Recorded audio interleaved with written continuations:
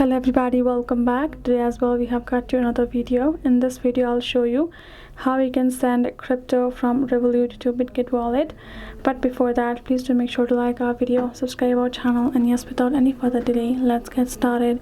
So for that, simply go ahead and open up your Bitget wallet first. I'm going to go back so I can show you the steps accordingly. Then from over here, you're going to switch to assets right over here and tap on deposit.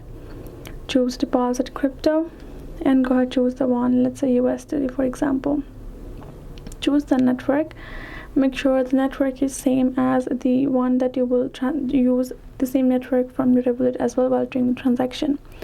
Now copy the address. So for this particular service to enable in Bitget, you need to verify yourself. Go ahead, go through the verification process, and once you have done that, you're going to go back and open up your Revolut app.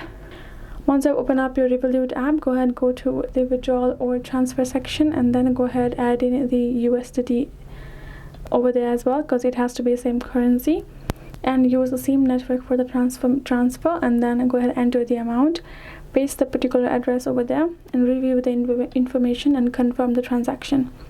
That's how you will be able to do so. So I hope this video helped. Thank you so much for watching. I'll see you guys in our next video.